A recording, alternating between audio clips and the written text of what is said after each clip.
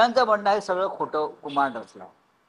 आता या संदर्भात काय करायचं हे तर न्यायालयाने ठरवायचं आहे किंवा मुख्यमंत्र्याने ठरवायचं आहे.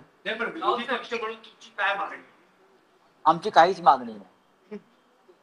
कायद्यानं आणि न्यायालयाच्या मार्गाने जे होईल ते आम्ही पाहू. कोणावरही अन्याय होऊ नये.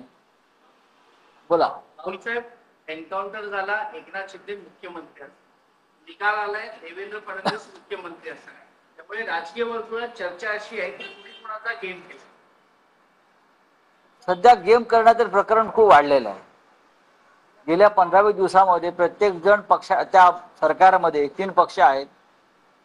अगदी मंत्रिमंडळ विस्तारापासून मुख्यमंत्री पदापासून पालकमंत्री पदापर्यंत एकमेकांचे गेम सुरू आहेत आणि एक दिवस मोठा गेम कोणाला तरी वाजणार आहे, एवढंच मी सांगू शकतो. तुम्ही म्हणाला अंधारात ठेवून हा एन्काउंटर केला गेला होता, त्यावेळेला देखील देवेंद्र फडणवीस गृहमंत्री कुठेतरी परत आता काय हा बदला घेतला गेला. त्याच्यावरती कसं बोलणार? आता स्वतः मुख्यमंत्री किंवा गृहमंत्री परदेशात आहे.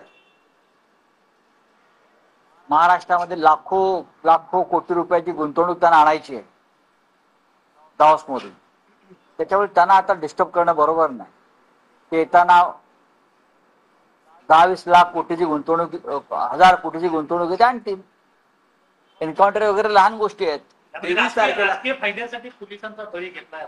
राजकीय फायद्यासाठी पोलिसांचे बळी नेहमीच घेतले जातात. आता या प्रकरणात सुद्धा ज्या पोलिसांनी ज्यांच्या आदेशावरून हे केलेलं आहे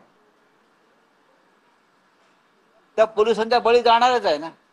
एकदा जर न्यायालयाने ठरवलं की यांच्यावर कायदेशीर कारवाई करायची तर ह्यांच्यावर 302चा गुन्हा दाखल होईल. जो त्या लखम